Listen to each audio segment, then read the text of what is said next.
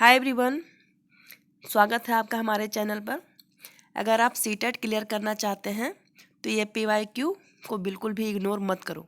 अगर आप paper first की तैयारी कर रहे हैं तो ये आपको ज़रूर देखना चाहिए।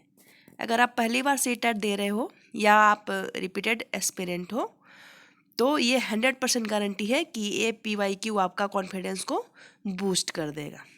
चलिए चलते हैं। मेरे पास बहुत सारे ओरिजिनल पेपर पड़े हुए थे।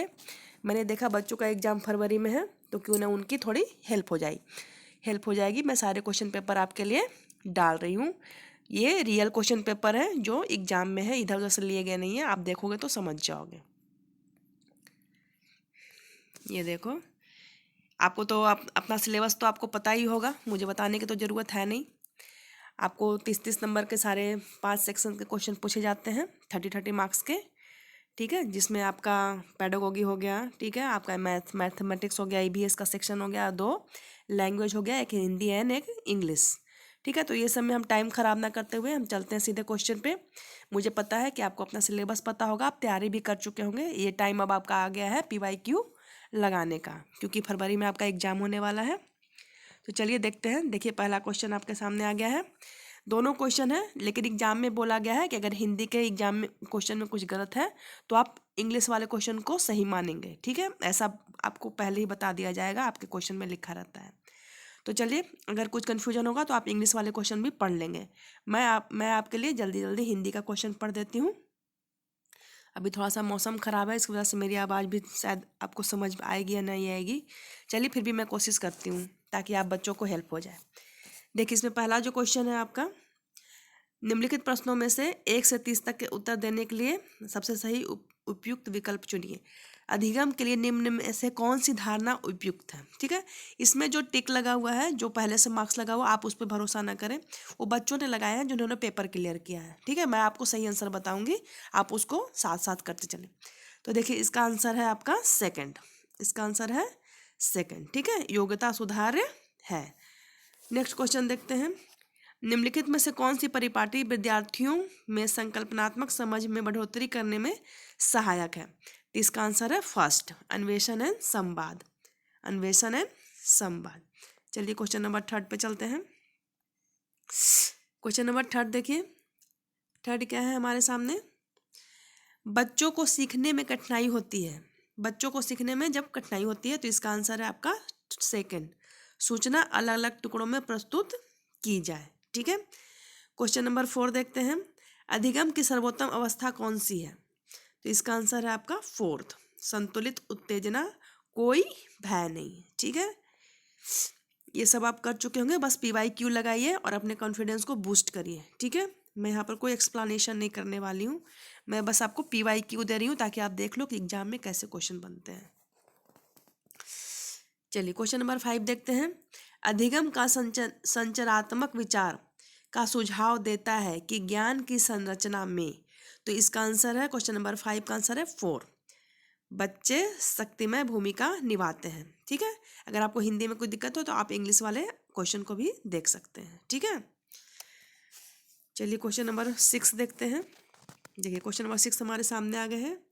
आप प्रैक्टिस लगाना शुरू कर दीजिए, क्योंकि आपके एग्जाम में क्वेश्चन इतने बड़े बड़े दिए जाएंगे ना, आपका 1 मिनट कैसे निकलेगा आपको पता भी नहीं चलेगा। इसलिए आप प्रैक्टिस लगाना शुरू कर दीजिए। एक कार्य के दौरान साइना स्वयं से बात कर रही है कि वह कार्य किस प्रकार प्रगति कर सकती है। लेव वाइगोट्स्की के भाषा और चिंतन सोच के बारे में दिए गए विचारों के अनुसार इस तरह का व्यक्तित्व वाक्य क्या दर्शाता है। 6 का आंसर है आपका 3, स्व नियमन। ठीक है, सेल्फ रेगुलेशन। यहाँ पर क्वेश्चन नंबर 7 देखते हैं। देखिए, क्वेश्चन नंबर 7 क्या है। मूल्यांकन पद्धतियों का लक्ष्य होना चाहिए। कैसा होना चाहिए लक्ष्य। विद्यार्थियों की जरूरतों एवं आवश्यकताओं की पहचान के हिसाब से। ठीक है, क्वेश्चन नंबर 8 फटाफट करते हैं ताकि वीडियो जल्दी ज़्यादा लंबी ना हो जाए, आपका काम भी हो जाए। क्वेश्चन, बच्चों के विकास की व्यक्तिगत विभिन्नताओं को किस प्रकार प्रतिरूपित किया जा सकता है। तो 8 का आंसर है फर्स्ट, अनुवांशिकता एवं पर्यावरण की पारस्परिकता पर डिपेंड करता है वो। क्वेश्चन नंबर 9 देखते हैं। एक खेल क्रिया के दौरान चोट लगने पर रोहन रोने लगा। यह देखकर उसके पिता ने कहा, लड़कियों की तरह व्यवहार न करो, लड़के रोते नहीं हैं। पिता का यह कथन बताइए क्या दर्शाता है? तो सबको पता होगा, लैंगिक रूढ़िवादिताओं को दर्शाता है, क्योंकि लड़का हो या लड़की चोट तो सबको लगती है ना। क्वेश्चन नंबर 10 देखते हैं। एक प्रगतिशील कक्षा में क्या होना चाहिए? आंसर 4, ज्ञान की संरचना के लिए प्रचुर मौके प्रदान करने चाहिए। ठीक है, अगर आप अपना PYQ साथ में लगा रहे हैं तो आप वीडियो को रोक कर लगा सकते हैं। ठीक है, आंसर सुनने से पहले। क्वेश्चन नंबर 11 देखते हैं। एक गतिविधि के दौरान छात्रों को संघर्ष करते देख एक अध्यापिका बच्चों को संकेत और इशारे जैसे क्या, क्यों, कैसे प्रदान करने का फैसला लेती है। लेव वाइगोट्स्की के सिद्धांत के अनुसार अध्यापिका की यह योजना क्या काम करेगी? बताइए। अधिगम के लिए पाढ़ आधारभूत संरचना का काम करेगी। ठीक है, आपने वो पढ़ा होगा ना, कौन सा? स्कार्फ फोल्डिंग, वही वाला है। क्वेश्चन नंबर 12 देखते हैं। बच्चों के समाजीकरण के संदर्भ में निम्न में से कौन सा कथन सही है? तो क्वेश्चन नंबर 12 का आंसर है 2। विद्यालय समाजीकरण का एक द्वितीयक कारक है और परिवार समाजीकरण का एक प्राथमिक कारक है। कंफ्यूजन बहुत बढ़ाते हैं सीटेट वाले, इसलिए उन पे भरोसा मत करिए, खुद पे भरोसा करिए। कैसे कैसे क्वेश्चन घुमाएंगे आपको पता भी नहीं चलेगा। देखिए क्वेश्चन नंबर 13 देखते हैं। बहुबुद्धि सिद्धांत जोर देता है, किस पे जोर देता है? ऑप्शन 4, बुद्धिमत्ता की विभिन्न दशाएं हैं। ओके, चलिए क्वेश्चन नंबर 14 पे। 14 हमारा है, लॉरेंस कोलवर्क के सिद्धांत के अनुसार किसी कार्य को किस लिए करना है क्योंकि दूसरे इसे स्वीकृति देते हैं, नैतिक विकास के डैश चरण को दर्शाता है। कौन से चरण को दर्शाता है ये? 3rd, प्रथागत। ठीक है, क्वेश्चन नंबर 15 पे चलते हैं। 15 देखिए हमारा, विकास के संदर्भ में निम्न में से कौन सा कथन सही है? क्वेश्चन नंबर 15 का बताइए कौन सा आंसर होगा? विकास बहुआयामी होता है। क्लियर। 16, लेव वाइगोट्स्की का सामाजिक सांस्कृतिक परिप्रेक्ष्य अधिगम प्रक्रिया में डैश के महत्व पर जोर देता है। किसके महत्व पर जोर देता है? ऑप्शन 2, सांस्कृतिक। जहां भी लेव वाइगोट्स्की वहां सांस्कृतिक तो आना ही आना है। क्वेश्चन नंबर 17 देखते हैं। 17 और 18 हाँ क्लियर करते हैं। 1 सेकेंड, ये देखिए क्या है। जीन पियाजे अपने संज्ञानात्मक विकास के सिद्धांत में संज्ञानात्मक संरचनाओं को डैश के रूप में वर्णित करते हैं। किस रूप में? स्कीमा या मनोबंध के रूप में। जीन पियाजे के संज्ञानात्मक विकास के सिद्धांत में पूर्व संक्रियात्मक अवस्था में विकास का मुख्य गुण क्या होता है? क्या होता है? विचार, सोच और सोच में केंद्रीकरण। क्वेश्चन नंबर 19 एंड 20 को देखते हैं एक साथ। ये देखिए, दिव्यांगजन अधिकार अधिनियम 2016 के अनुसार निम्न में से किस शब्दावली का प्रयोग उपयुक्त है? 19 का आंसर क्या होगा? 4th, छात्र जिसे शारीरिक दिव्यांगता है उन्हें ही दिव्यांगजन कहा जाता है। क्वेश्चन नंबर 20 देखते हैं। जन्म से किशोरावस्था तक बच्चों में विकास किस क्रम में होता है? बताइए किस क्रम में होता है? 20 का 2, सांवेदिक, मूर्त एंड फिर जाता है अमूर्त पे। क्वेश्चन नंबर 21 देखते हैं। देखिए आप बताइए आप कितना क्वेश्चन कर पा रहे हैं, आपको अपना तैयारी खुद पता चलेगा। एक प्रगतिशील कक्षा में व्यक्तिगत विभिन्नताओं को किस प्रकार देखा जाना चाहिए? तो 21 का आंसर है 1st। ठीक है, अध्यापन अधिगम प्रक्रिया की प्रयोजना के लिए महत्वपूर्ण है। क्वेश्चन नंबर 22 देखें। एक समावेशी कक्षा में डैश पर जोर होना चाहिए, तो क्या? हर बच्चे के सामर्थ्य के अधिकार करने के लिए अवसर प्रदान करने पर। ठीक है, ऑप्शन नीचे और भी है आप देख सकते हैं, लेकिन इसका सही ऑप्शन 1st ही है। क्वेश्चन नंबर 23 पे चलते हैं। चलिए देखते हैं 23 क्या है। 23 है, समस्या समाधान क्षमताओं को किस प्रकार सुसाध्य किया जा सकता है? बताइए।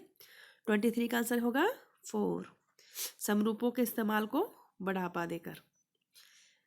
क्वेश्चन नंबर 24 थोड़ा ऊपर कर लेते हैं। हाँ देखिए, क्वेश्चन नंबर 24 हमारे सामने है। अधिगम कठिनाइयों से जूझते छात्रों कि जरूरतों को संबोधित करने के लिए एक अध्यापक को क्या नहीं करना चाहिए। आप क्वेश्चन जरूर ध्यान से पढ़िए, ये नहीं वाला क्वेश्चन 5 जरूर रहेगा जो आपका नंबर खराब कर सकता है। तो बताइए 24 का आंसर कौन सा होगा। फर्स्ट, हमें क्या नहीं करना चाहिए टीचर को। अगर आप टीचर बनते हैं तो आपको क्या नहीं करना चाहिए, शिक्षा शास्त्र और आकलन के जटिल संरचनाओं का प्रयोग नहीं करना चाहिए, क्योंकि उससे वो और कंफ्यूज हो जाएंगे। ठीक है, क्वेश्चन नंबर 25 देखते हैं। ये देखिए क्वेश्चन नंबर 25 आएगा हमारे सामने। क्या है, सृजनात्मकता की पहचान का प्रमुख लक्षण क्या है। कैसे पहचानेंगे कि वो सृजनात्मक बच्चा है, कैसे बताइए। थर्ड, अपसारी चिंतन, है ना, डाइवर्जेंट, है ना, जो हर जगह जिसकी सोच में डाइवर्जेंट हो, हर तरह से वो सोच सके। क्वेश्चन नंबर 26, विविध पृष्ठभूमियों के अधिगमकर्ताओं को संबोधित करने हेतु एक अध्यापक को क्या करना चाहिए। आंसर है इसका सेकंड, विविधता संबंधी मुद्दों पर बातचीत टालनी चाहिए। क्या है, विविधता संबंधी मुद्दों पर बातचीत टालनी चाहिए। ठीक है, क्वेश्चन नंबर 27 पे चलते हैं। देखिए 27 है आपके सामने। एक अध्यापिका को दिए गए किसी कार्यकलाप में छात्रों की विभिन्न त्रुटियों का विश्लेषण करना चाहिए। क्यों विश्लेषण करना चाहिए उनको, उससे क्या फायदा होता है। त्रुटियों की समझ होती है, अध्यापन अधिगम प्रक्रिया के लिए अर्थपूर्ण है। पता चलेगा बच्चों में क्या कमी, तभी तो हम उनको वो चीज़ सही करवा सकेंगे ना। हमें पता ही नहीं कि बच्चों को क्या नहीं आता, हम क्या करवाएंगे। ठीक है, क्वेश्चन नंबर 28 देखते हैं। देखिए क्वेश्चन नंबर 28। ठीक है, 28 क्या है, अधिगम की अभिप्रेरणा को किस प्रकार कायम रखा जा सकता है। तो किस प्रकार कायम रख सकता है, प्रवीणता अभिमुखी लक्ष्यों पर जोर देकर। ठीक है, ये क्वेश्चन पेपर मेरा ही है, पर मुझे याद नहीं है कि ये किस ईयर का है।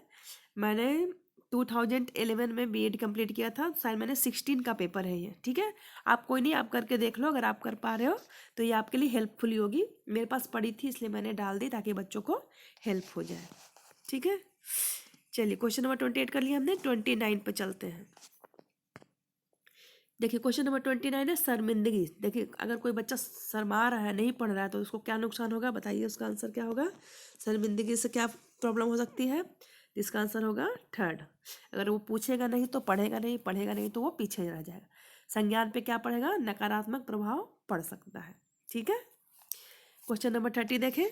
क्वेश्चन नंबर 30 क्या है, निम्न में से अध्यापन अधिगम का सबसे प्रभावशाली माध्यम कौन सा, सबसे अच्छा वो बताना है आपको।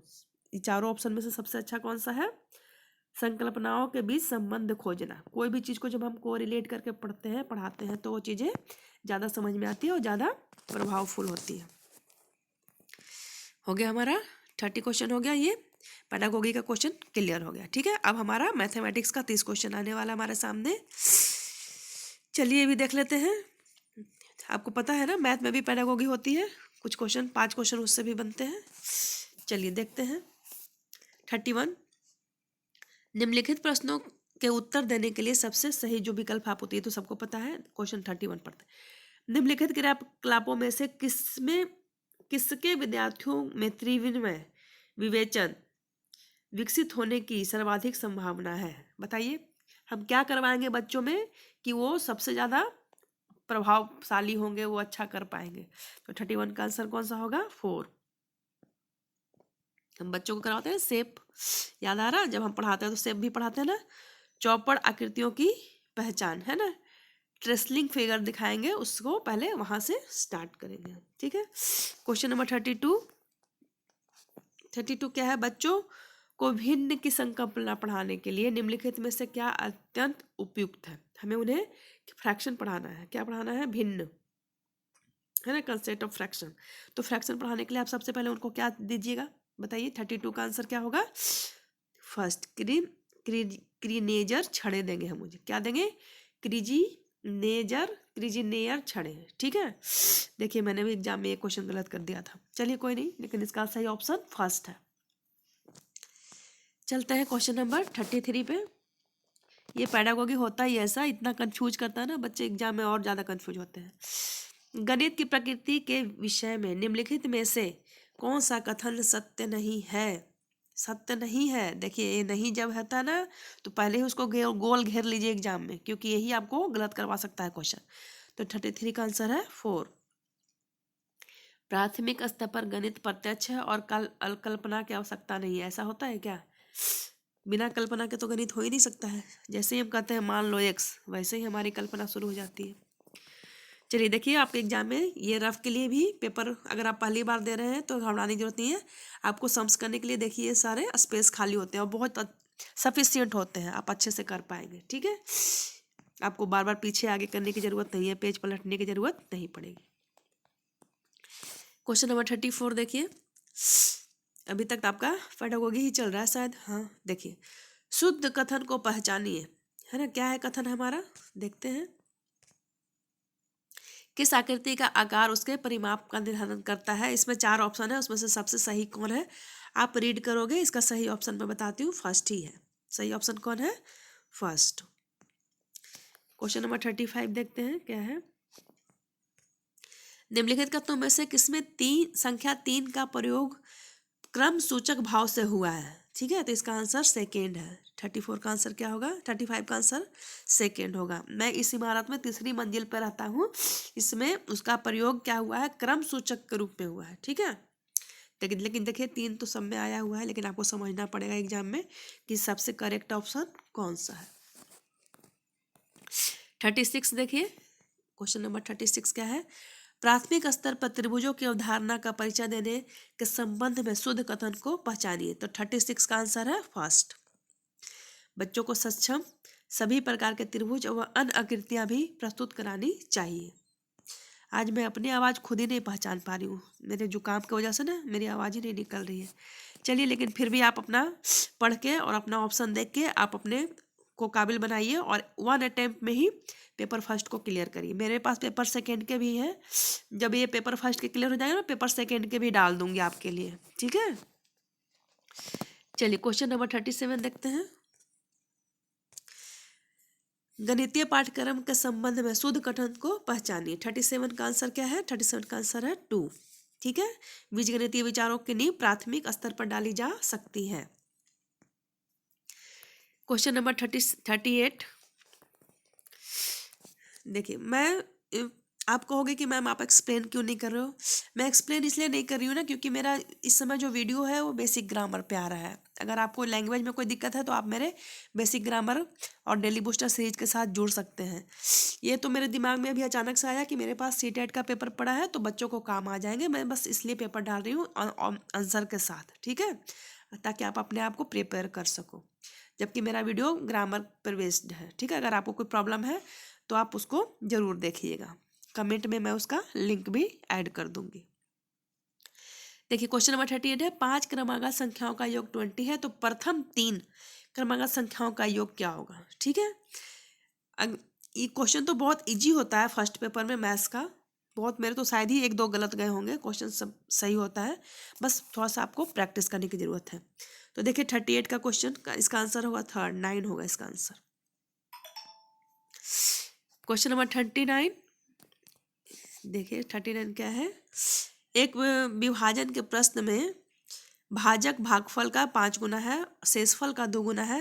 यदि शेषफल 5 है तो संख्या क्या होगी, संख्या क्या होगी। 39 का आंसर हो जाएगा आपका 4।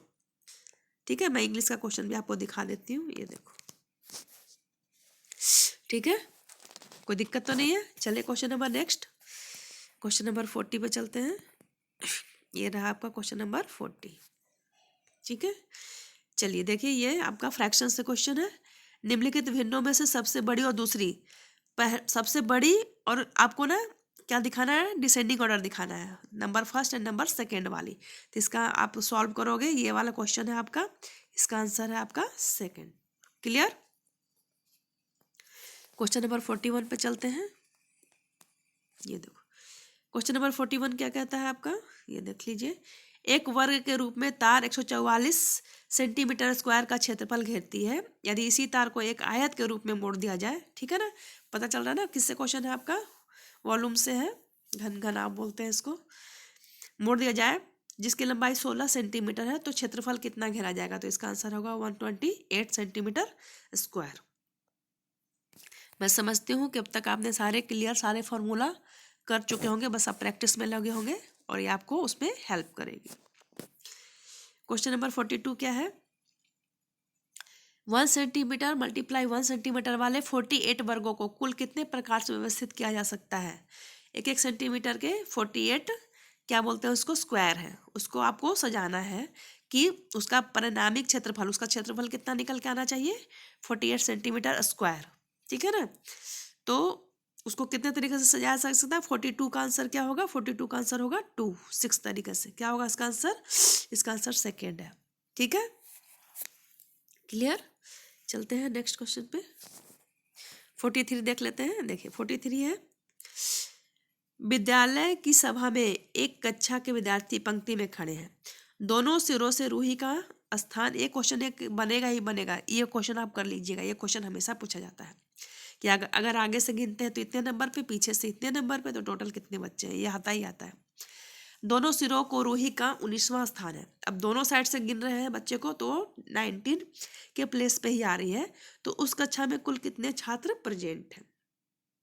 तो इसका आंसर क्या होगा? 43 का आंसर होगा 37, ठीक है। क्योंकि देखो इधर से भी गिन रहा है तो रूही 19 के प्लेस पे है, इधर से भी गिन रहे हैं तो 19 के प्लेस, इधर से भी गिन रहे हैं तो 19 के प्लेस, तो 19 का प्लेस 2 बार आ रहा है ना, तो 19 2 जा कितना होगा? 38, उसमें से 1 माइनस कर दो, क्योंकि रूही का नंबर 2 बार काउंट हो रहा है तो एक ही बार काउंट करेंगे ना रूही को, तो 38 में से 31 गया तो कितना बचा? 37। मैं एक्सप्लेन कर सकती हूँ पर वीडियो काफ़ी लंबी हो जाएगी, तो इसलिए अभी आज के लिए हम ऑप्शन आंसर ही देखते हैं, ठीक है। चलिए क्वेश्चन नंबर 44 देखते हैं। अस्मिता विद्यालय की गोष्ठी में 8:30 AM से 15 मिनट पहले पहुंची, ठीक है। 8:30 से 15 मिनट पहले, 8:15 में पहुंच गई थी, वह अपने सहकर्मी से आधा घंटा पहले पहुंची, ठीक है, जो गोष्ठी के लिए 40 मिनट की देरी से पहुंचा था। तो गोष्ठी का निर्धारित समय क्या था? आप निकालेंगे, बस टाइम इधर उधर किया हुआ है, कुछ नहीं है, बहुत इजी क्वेश्चन है। इसका आंसर होगा फर्स्ट, 8:05 पर, ठीक है, 5 AM, क्लियर। क्वेश्चन नंबर 45, ये क्वेश्चन भी एक हमेशा आपको देखने को मिलेगा, ये थोड़ा सा टाइम कंज्यूमिंग होता है, लेकिन क्वेश्चन ये आता जरूर है। हाँ चलिए देखते हैं। आपको हर चीज़ का हिसाब दिया गया है। क्रेयन का एक पैकेट खरीदा 15.50 में, पेंसिल का एक पैकेट 14 रुपये में, स्केच पेन का एक पैकेट 22 रुपये 50 पैसे, एक कैंची 17 रुपये में, एक रबड़ 2 रुपये में, चमकीले कागज़ की परत सीट जो होती है 2 रुपये 50 पैसे, सजावटी स्टिकर का एक पैकेट 5 रुपये में। अब आपको क्या करना है? अब आपको सबका हिसाब जोड़ना है, ठीक है। ये जो पूछ रहे हैं ना क्वेश्चन में कि एक पैकेट क्रेयन, 2 पैकेट पेंसिल, एक पैकेट स्केच पेन, एक कैंची, एक चमकीले कागज, 500 सीट और एक पैकेट सजावटी स्टिकर खरीदे, तो टोटल कितना पैसा हुआ? तो इसका आंसर हो जाएगा, क्वेश्चन नंबर कौन सा है? 45 है ना, 45 का आंसर हो जाएगा आपका 4, आंसर हो जाएगा आपका 4। मैं लगा देती हूँ मार्क, हाँ 4, ठीक है, क्लियर। अब हम चलते हैं क्वेश्चन नंबर 46 पे। 46 है, एक संख्या 100 के आधे से अधिक है, यह 6 दहाई से अधिक और 8 दहाई से कम है, इसके अंकों का योग 9 है, इसका दहाई का अंक इकाई के अंक का दोगुना है, तो संख्या क्या है? ठीक है, तो इसका आंसर है आपका थर्ड, 63। चलते हैं क्वेश्चन नंबर 47। देखिए ये भी उसी तरह का क्वेश्चन है, इकाई दहाई वाला। एक 5 अंकों वाली संख्या में 100वें का स्थान 10,000वें स्थान का 3/4 है, 10वें का स्थान सबका प्लेस चेंज किया गया है, ठीक है। और प्लेस चेंज करने पर लास्ट में आपसे क्वेश्चन पूछा गया है। मैं इंग्लिश का भी क्वेश्चन आपको शो करती हूँ, देख रहे हो, ठीक है। इसका ऑप्शन बताना है आपको। इसका आंसर 47 का आंसर कौन सा है बताइए? 47 का आंसर है सेकंड, 47 का आंसर कौन सा है? सेकंड, ठीक है। आप सॉल्व करोगे इसको और देखोगे सही है क्या है। आगे बढ़ते हैं क्वेश्चन नंबर 48 पे। आपको इंग्लिश हिंदी दोनों का क्वेश्चन सही से दिख रहा है? ठीक है, चलते हैं देखते हैं। एक रेलगाड़ी पटना से 30 मई को 2020 को 23:40 घंटे पर चलती है और मुंबई 1 जून 2020 को 5:15 घंटे पर पहुंचती है। तो रेलगाड़ी की यात्रा का कुल समय कितना लगा? टोटल उसको पहुंचने में कितना टाइम लगा? तो 48 का आंसर हो जाएगा आपका 3। इसका आंसर हो जाएगा आपका थर्ड। ठीक है, आप अच्छे से सॉल्व करेंगे इसको। ये क्वेश्चन, एक क्वेश्चन इस तरीके का भी जरूर पूछा जाता है टाइम वाला। ठीक है, ताकि आपको टाइम निकालना है आता है कि नहीं। क्वेश्चन नंबर 49 देखते हैं। जुकाम से तो मेरा हाल खराब है, फिर भी मैं आपके लिए बना रही हूँ वीडियो। एक लाइक तो जरूर कर देना। अगर क्वेश्चन अच्छा लग रहा है तो कमेंट में कुछ लिख देना मेरे लिए, जो मेरे लिए भी मोटिवेशनल हो, जैसे मैं आपके लिए मोटिवेशनल लेके आई हूँ। चलो क्वेश्चन नंबर 49 देखते हैं। आवाज़ बिल्कुल भी नहीं निकल रही है, चलो कोई बात नहीं। 16 लीटर धारिता वाली एक बाल्टी पूर्ण रूप से पानी से भरी हुई है। बाल्टी के इस पानी को छोटे छोटे बर्तनों में भरा जाना है। बाल्टी में भरे समस्त पानी में एक मग द्वारा 50 बार पूर्णतः भरकर छोटे छोटे बर्तनों में स्थानांतरित करता है। तो मग की धारिता क्या है? बाल्टी में जितना पानी है उसको 50 मग के द्वारा निकाल लिया जाता है। तो टोटल धारिता आपको बतानी है, तो 49 का आंसर हो जाएगा आपका 1। टोटल धारिता कितनी होगी उसकी? 320 मिलीलीटर। क्लियर? क्वेश्चन नंबर 50 देखिए। 17863 पाने के लिए 8008, 8088 एंड 8808 के योग में से क्या घटाना होगा? देख रहे हैं, ब्रेन से खेल रहा है ना क्वेश्चन। 50 का आंसर कौन सा होगा? 4। क्लियर? चलिए हम चलते क्वेश्चन नंबर 51 पे। 51 क्या है हमारा? निम्नलिखित तालिका में मारिया और शहनाज द्वारा 100 में से प्राप्त 5 विषयों के अंक दर्शाती है। उनको नंबर मिले हैं, एग्जाम का नंबर है। देखिए मैं इंग्लिश का भी क्वेश्चन दिखा देती हूँ। चलिए अब आपको क्वेश्चन पढ़ना है और बताना है कि ऊपर दी गई तालिका के आधार पर निम्नलिखित में सही कथन को पहचानिए। नंबर देखिए और पहचानिए सब। इसमें ऐसा है ना ये क्वेश्चन, जब तक आप इसको चारों ऑप्शन को नहीं पढ़िएगा ना, आप सही आंसर निकाल ही नहीं सकते हैं, है ना। तो ये सब टाइम कंज्यूमिंग वाले क्वेश्चन है, आप सबको पढ़ लीजिएगा। मैं बता देती हूँ इसका आंसर कौन सा है। 51 का आंसर फर्स्ट है। 51 का आंसर है फर्स्ट। क्लियर? चलते हैं 52 पे। 52 में है, एक टैक्सी का मीटर पहले 2 किलोमीटर की यात्रा के लिए 50 का भाड़ा दिखाता है, उसके बाद प्रति किलोमीटर की यात्रा के लिए 16 का भाड़ा दिखाता है। मंजू ने अपने घर से रेलवे स्टेशन की यात्रा के लिए 258 रुपये किराया दिया, 258 किराया दिया। तो उसके घर से रेलवे स्टेशन की दूरी क्या है? ये आपको निकालना है। 52 का आंसर है 4, 15 किलोमीटर। आंसर क्या है इसका? 15 किलोमीटर। ठीक है, इसमें जो लगा हुआ है टिक उस पर मत जाइएगा, जो मैं बता रही हूँ वो ऑप्शन सही है। ठीक है, तो 52 का आंसर है 4, 15 किलोमीटर। क्वेश्चन नंबर 53 पे चलते हैं। 53 क्या है? क्वेश्चन नंबर पढ़िए।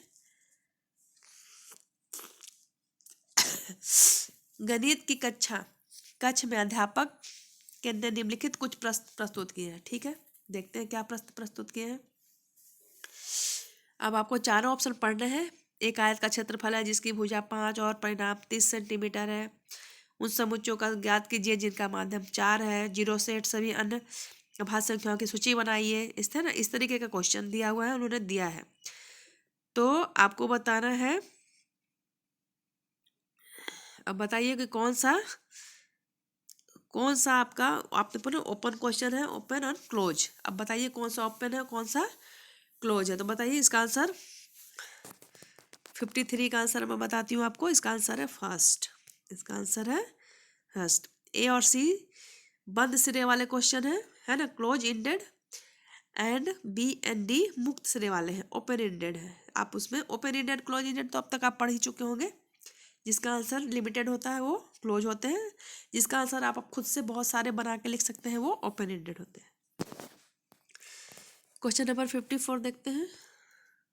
गणित के शिक्षण अधिगम संदर्भ में निम्नलिखित में कौन सी प्रक्रिया वांछनीय है? ठीक है, बताइए कौन सा वांछनीय है। 54 का आंसर है आपका थर्ड। कौन सा? थर्ड। ठीक है, नेक्स्ट 55। रोहित ने अनुभव किया कि एक वर्ग, एक समचतुर्भुज और एक आयत दोनों ही है। वह वैन हिल के मानस चिंतन के कौन से चरण पे है? इसके आप ना वैन हिल वाले जरूर पढ़ लीजिएगा, एक क्वेश्चन उससे जरूर रहता है। उसके सारे विश्लेषण पढ़ लीजिएगा। उसका स्तर 0 से लेके 1 2 3 4 सब जो भी होता है आप क्लियर करके रखिएगा, उससे एक क्वेश्चन आपको मिलेगा ही मिलेगा। तो 55 का देखिए जो आंसर है वो कौन सा होगा, 4 स्तर 2। ठीक है ना। ये पेपर 1 और पेपर 2 दोनों में देखने को मिलता है, इसको अच्छे से क्लियर करिए आप, अगर आप दोनों का एग्जाम की तैयारी कर रहे हैं तो। क्वेश्चन नंबर 56 देखते हैं। देखिए क्वेश्चन नंबर 56 हमारे सामने आ गया है। गणित के शिक्षण अधिगम निम्नलिखित में से किसका प्रभाव होने की संभावना न्यूनतम है, बताइए। 56 का आंसर है फर्स्ट, छात्रों के गलत उत्तरों को पूरे हल देना। ठीक है, गलत उत्तर का पूरा हल कैसे होगा। क्वेश्चन नंबर 59 देखिए, प्राथमिक स्तर पर गणित पढ़ाने के लिए निम्नलिखित में से कौन सा पहलू अत्यंत महत्वपूर्ण, प्राथमिक स्तर पे, क्योंकि फर्स्ट पेपर है ना तो आपसे हमेशा प्राथमिक चीजें ही पूछी जाएगी। तो कौन सा चीज इंपॉर्टेंट है, गणित में बच्चों के जीवन के अनुभवों का भाग बनाना। आप बच्चों को वो चीज बताइए जो रोज देखते हैं, उससे वो चीजों को समझेंगे। जो चीज वो कभी देखे ही नहीं, आप कितना भी उसको रटवा दीजिए वो बस उनके मुंह में रहेगा, दिमाग में नहीं जाएगा वो चीज। ठीक है ना।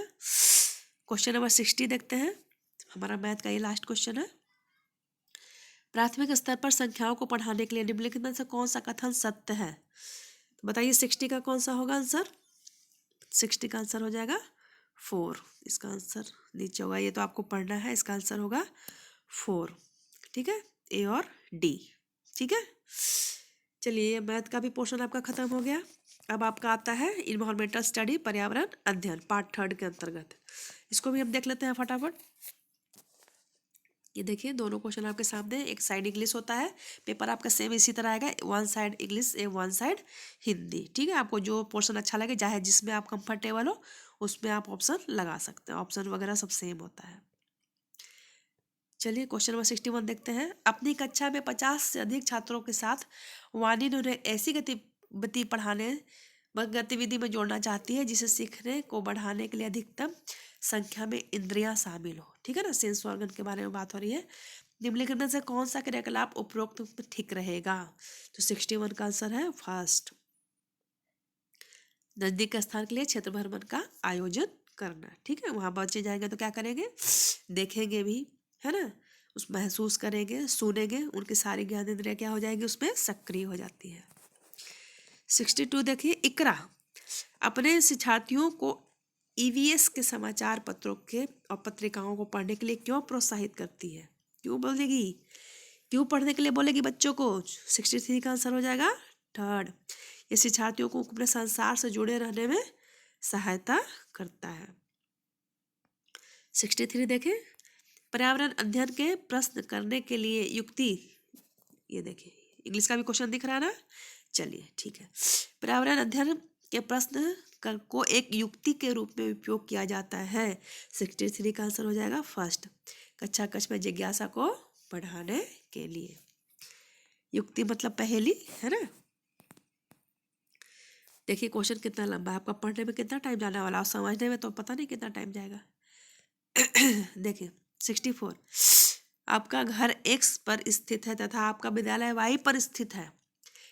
यदि आपका विद्यालय ठीक सामने है परंतु व्यस्त मार्ग होने के कारण आप सीधे नहीं जा सकते, अतः पहले आप दक्षिण जाइए 125, फिर पूर्व में जाइए 100 मीटर लंबा सुरंग, अंत में आप ठीक उत्तर में 125 मीटर की दूरी पर Y अपने विद्यालय पहुंचते हैं। तो Y तथा विद्यालय के सापेक्ष में X में आपका घर कहाँ है, ये डायरेक्शन से क्वेश्चन है, कहाँ है आपका घर, तो इसका ऑप्शन हो जाएगा क्वेश्चन नंबर कौन सा है, ये क्वेश्चन नंबर 64। 64 का आंसर हो जाएगा 4, 100 मीटर ठीक पश्चिम। ठीक है, चलिए देखते हैं क्वेश्चन नंबर 65। हाँ, ये क्वेश्चन तो आपने खूब पढ़ा होगा। नीचे दिए कौन सा एक राज्य में तोरांग का अर्थ जंगल है, कहाँ का, बिल्कुल सही ऑप्शन लगा हुआ है, ये झारखंड। कौन सा है ये, झारखंड। क्वेश्चन नंबर 66, कोई एक लड़का, आपको दिख रहा है इंग्लिश का क्वेश्चन भी दिख रहा है ना, चलिए मैं सेट कर देती हूँ अच्छे से। हाँ, कोई एक लड़का नागरकोइल के मड़गांव जाने के लिए 4 जून 2020 को किसी रेलगाड़ी में सवार हुआ। यह रेलगाड़ी 22:30 बजे नगर कोइल से चली और 6 जून 2020, देख रहे हैं एक क्वेश्चन ऐसा भी पहले देख चुके हैं ना, 2020 को 4:30 बजे मड़गांव पहुंची। यदि इस अंतराल में रेलगाड़ी ने 145 किलोमीटर की दूरी तय की तो रेलगाड़ी की औसत चाल या स्पीड से क्वेश्चन है। 66 का आंसर है सेकंड। ये ऑप्शन गलत लगा हुआ है, इसका आंसर होगा सेकंड। ठीक है, क्वेश्चन नंबर 67,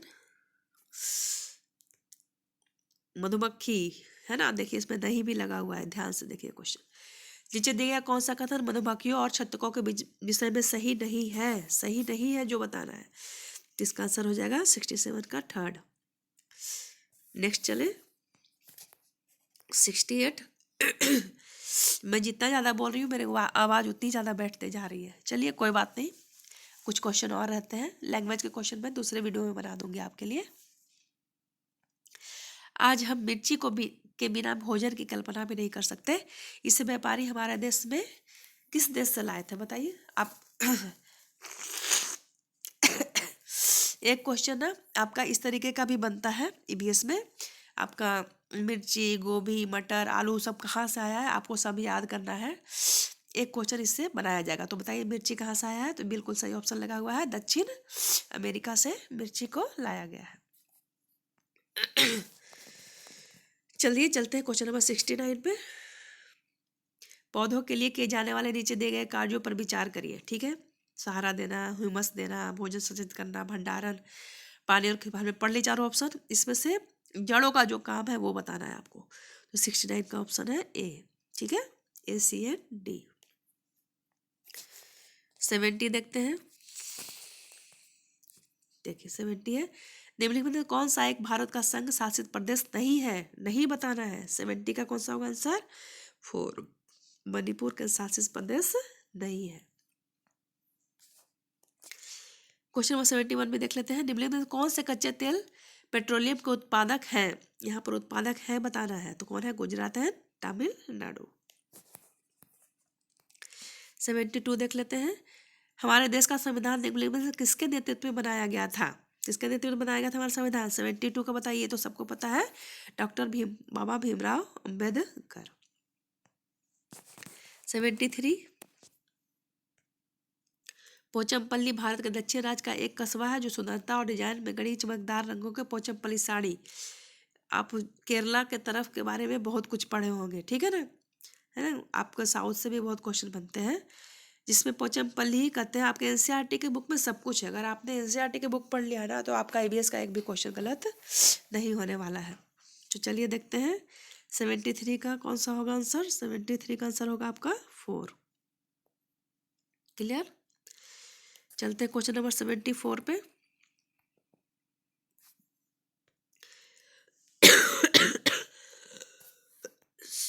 हाँ, तो हमारा क्वेश्चन नंबर 74 है,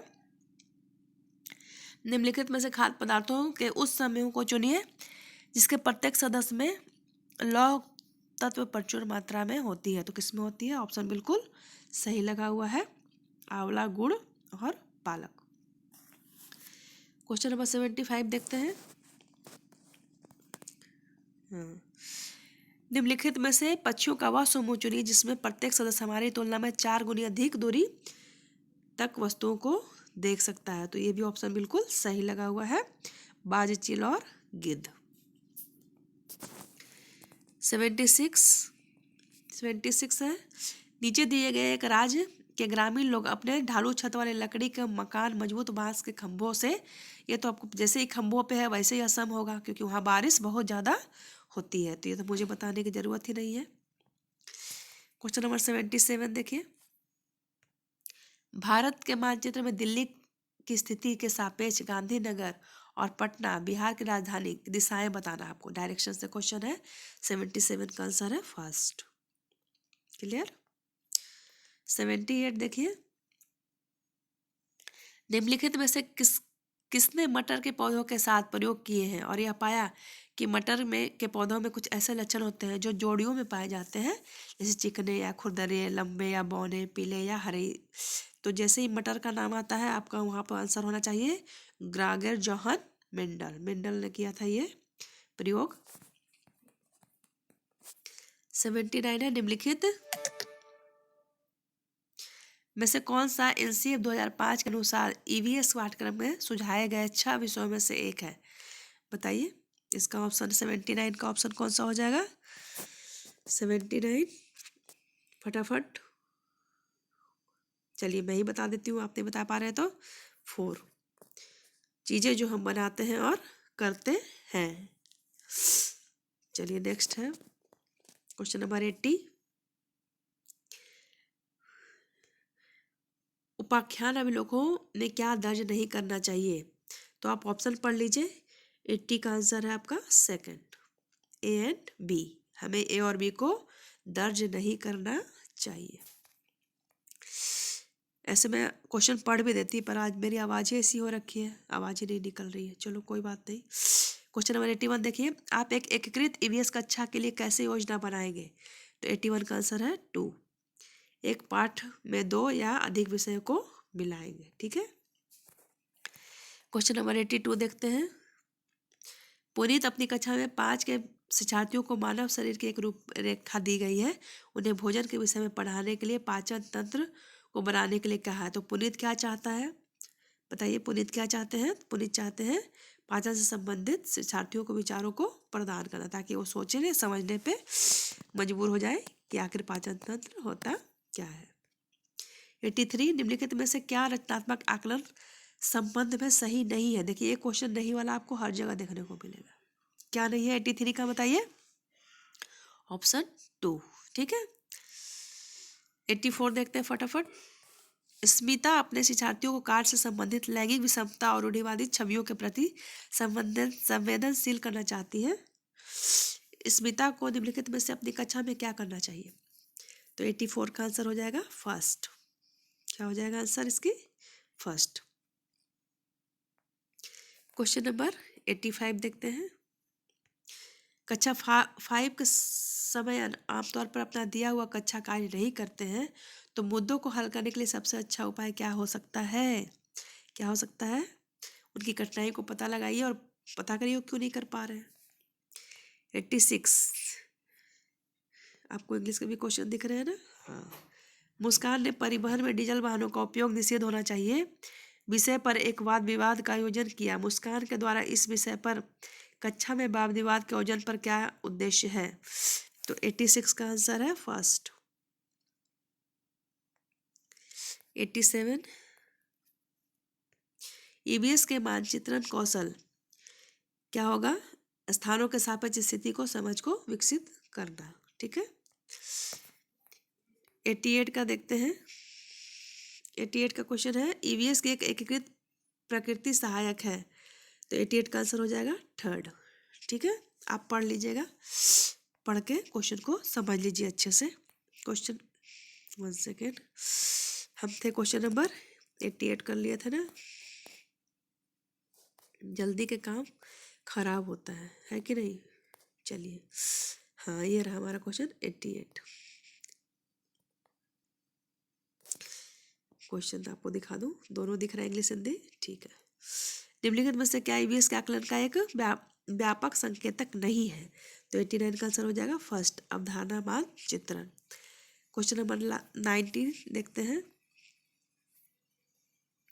कुछ हजार साल पहले भारत के तालाबों के निर्माण में अल बरूनी के अवलोकन के आधार पर कक्षा 5 के ईवीएस के पाठ्य पुस्तक में एक अनुच्छेद है। इस अनुच्छेद को शामिल करने का क्या उद्देश्य होगा? आप बताइए क्या उद्देश्य होगा। ऑप्शन आपको सारे दिख रहे हैं। इसका क्या उद्देश्य होगा? तो इसका ऑप्शन हो जाएगा 4। इसका ऑप्शन हो जाएगा 4। ठीक है, ये ए और डी। ठीक है।